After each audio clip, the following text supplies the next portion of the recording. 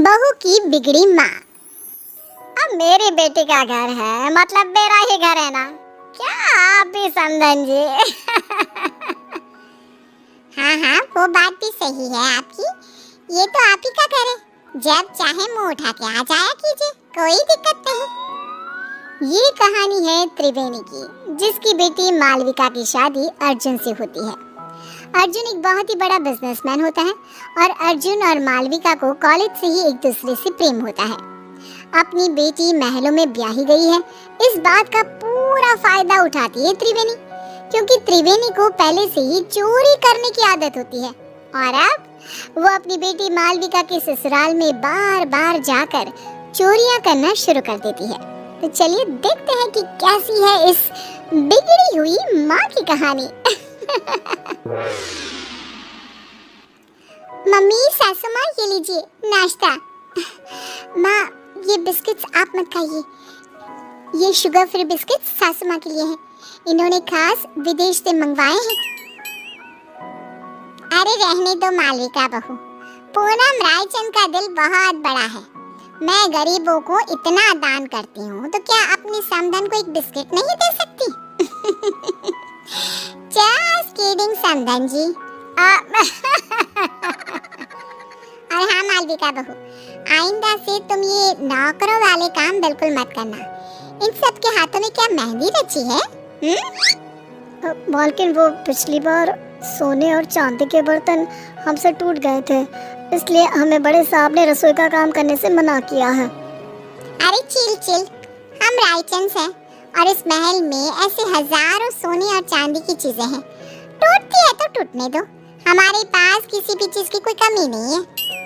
ये सब सुनकर त्रिवेणी के मन में लालच का प्रकोप जाग उठता है और वो मन ही मन पूरे महल को निहारते हुए कहती है, हाय, अब जब ये पूनम रायचंद अपनी जुबान कह रही है, फिर तो इस घर पे भी हाथ साफ करना ही पड़ेगा।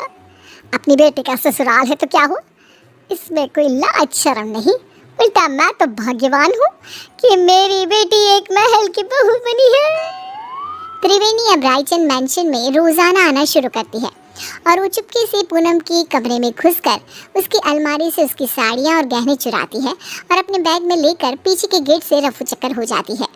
पूनम जब हॉल में आती है तभी, अरे मालविका बहू, समधन जी कहाँ चली गई? अभी तो यहीं थी। सासू माँ, वो मम्मी को ना आज मंदिर जाना था, आज कोई बड़ी पूजा है वहाँ, इसलिए वो चली गई। पूनम जब अपनी साड़ियाँ और गहने गायब दिखती है तो, ओफो, लगता है फिर से मैं अपनी साड़ियाँ और गहने कहीं रखकर भूल गई।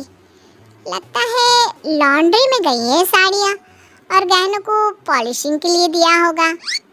पूनम को भूलने और लापरवाही की आदत थी और कोई भी चीज़ यहाँ से वहाँ हो जाए तो वो उसका कसूर अपनी लापरवाही पर थोप देती, जो कि सच नहीं था। ये बस पूनम के मन का भ्रम था। ऐसे ही त्रिवेणी कभी रसोई में से चांदी और पीतल के बर्तन, कभी महल के मंदिर में से महंगी मिठाइयाँ, कभी कोई फ़ोन, कभी कोई घड़ी, तो कभी तिजोरी से पैसे चुराती रहती और महल में कानों कान किसी को भनक तक नहीं लगती। एक बार, अरे ये क्या मालविका, हमारी तिजोरी खाली और खुली क्यों है? इसका मतलब घर में चोरी हुई है। तुम रहती कहाँ हो? तुम्हारा हमारे कमरे ऊपर ध्यान नहीं रहता है क्या? ये क्या बेतुकी बात कर रहे हो आप अर्जुन? मैं इस घर की बहू हूँ और मेरे कंधों पर दुनिया भर की जिम्मेदारियाँ रहती हैं। अब क्या मैं कुर्सी लगाकर कमरे में बैठकर चौकीदारी करती रहूँ? वही रह गया है क्या? पूरे महल के हाउस कीपिंग स्टाफ और सिक्योरिटी को एकत्रित किया जाता है और सबकी तलाशी ली जाती है। पूनम को अब समझ में आ जाता है कि पिछले कुछ दिनों से सिर्फ उसकी ही नहीं बल्कि महल की काफ़ी चीज़ें भी गायब हो रही थी। पूनम का पति इंद्रेश कहता है, अरे पूनम, तुम खामखा अपने आप पर भुलक्कड़ होने का, लापरवाही होने का शक कर रही थी, जबकि चोरियां सिर्फ हमारी ही नहीं, पूरे महल की चीज़ों की चोरी हो रही थी और मालविका बहू और अर्जुन की भी कई सारी चीज़ें गायब हुई हैं। महल में सिक्योरिटी इंचार्ज बोलता है, बड़े साहब, हमने ये बात आपको बताने की कोशिश की, लेकिन पिछले कुछ दिनों से आप शहर के बाहर थे और मालकिन जी भी दिन भर बाहर रहती थी, तो बता ही नहीं पाए। महल में छोटी सी छोटी चीज़ें भी चोरी हो रही है। ये बात तो बहुत गंभीर हो गई है, और तगड़ी सिक्योरिटी तैनात कर लो। लेकिन अब इस घर में कोई चोरी नहीं होनी चाहिए। तभी वहाँ पे त्रिवेणी आ जाती है। क्या हुआ दामाद जी? और आप सब इतने चिंतित और परेशान से क्यों नजर आ रहे हो? कोई समस्या आन पड़ी है क्या? हाय हाय। अर्जुन त्रिवेणी को आए दिन होने वाली चोरियों के बारे में बताता है और त्रिवेणी थोड़ी सी घबरा भी जाती है। अरे बाप रे बाप, इतनी बड़ी बात! आम सी बात है, हमारे गली मोहल्लों में ना इतनी सारी चोरियां होती है, तो फिर ये तो एक राजमहल ठहरा। चिंता मत कीजिए आप सब, कड़ी सिक्योरिटी कर दीजिए। मतलब क्या, चोर और चौकन्ना हो जाएगा और कम चोरी करेगा। क्या मतलब है आपका समधन जी? अब हाय हाय, अरे गधेड़ी बेवकूफ त्रिवेणी, ये क्या बोल रही हो? बैल मुझे मार जैसी समस्या खड़ी मत कर त्रिवेणी। समधन जी, किस सोच में डूब गई आप? अब कुछ भी तो नहीं समधन जी, समझे जी। मैं तो बस ये कह रही हूँ कि आप अपना सारा सामान सहज के छुपा के रखिए, इसमें भलाई होगी आपकी। पूनम को त्रिवेणी के इस व्यवहार पर थोड़ा सा शक आ जाता है। त्रिवेणी अब से रायचंद मैंशन में आना जाना कम कर देती है अपने घर में। बस अब अपना अगले कुछ दिनों तक का स्टॉक तो मैं भर लाई हूँ। अब वहाँ रायचंद मैंशन में मामला काफी गर्म है। जब तक वो ठंडा नहीं हो जाता, मैं वहाँ तीज त्योहारों में ही आया जाया करूँगी, क्योंकि अगर मैं वहाँ गई तो चाहे मैं एक चम्मच ही क्यों ना लूं, उसे भी चोरी करने से अपने आप को रोक नहीं पाऊंगी। क्या करूँ, आदत से मजबूर जो हूँ। और बेवकूफ रायचंद, उन्हें तो पता भी नहीं कि आस्तीन का सांप रोज उनके घर में आकर चोरी करके जाता है। बेचारे जितने माला माल हुए उतने ही कंगाल भी हो गए। महल में एक नौकर पूनम के पास जाकर उससे कहता है, मालकिन, मुझे ना आपको एक बात बतानी है।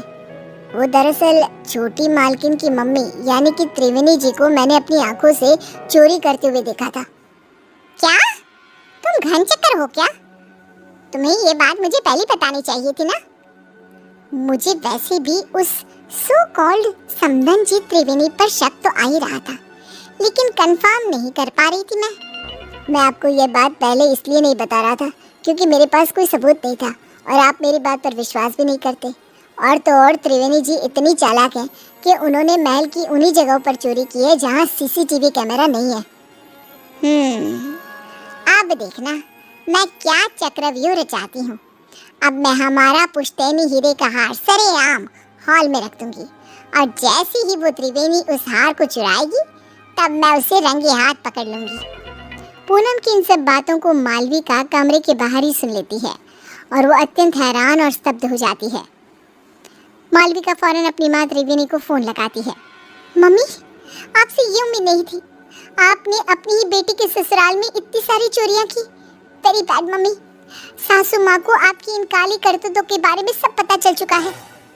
मालविका बेटा, ये तो क्या करी है? मैंने कोई चोरी चकारी नहीं की यार। मुझे आपसे कोई बात नहीं करनी, बाय। मालविका इतना कहकर फोन कॉल कट कर देती है। त्रिवेणी अब पूरी तरह डर चुकी थी।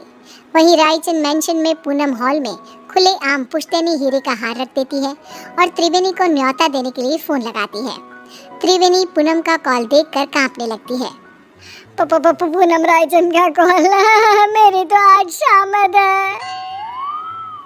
अरे, आज सूर्योदय किसी और दिशा से हुआ है क्या? त्रिवेणी मेरा फोन नहीं उठा रही। खैर, वो वैसे भी आज आने ही वाली थी 2 बजे तक। अपने आप आएगी और सारी चोरी सीसीटीवी में रिकॉर्ड हो जाएगी। पूनम अपने कमरे में आराम करने चली जाती है और सभी नौकर भी भोजन करने जाते हैं। तभी वहाँ पर बालकनी से एक चोर आता है और वो पुश्तैनी हीरे का हार चुरा कर ले जाता है। और बाद में जब पूनम ये सीसीटीवी में देखती है तब ये क्या, ये तो एक आदमी चोर है। अरे नहीं, ये क्या कर दिया मैंने। तभी पूनम का फ़ोन बजता है और उसे एक वीडियो मैसेज आता है जिसमें त्रिवेणी का वीडियो होता है।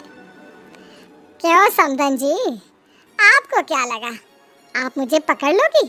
लेकिन मैं तो चली 7 समंदर पार। अब आप मुझे कभी पकड़ नहीं पाओगी। मेरी मालविका का ख्याल रखना और अपने सामान का भी। त्रिवेणी, तुम्हारी इतनी हिम्मत! पूनम गुस्से में फोन पटक देती है और वहाँ त्रिवेणी एरोप्लेन में उड़कर सारा चुराया हुआ सामान लेकर रफ चक्कर हो जाती है।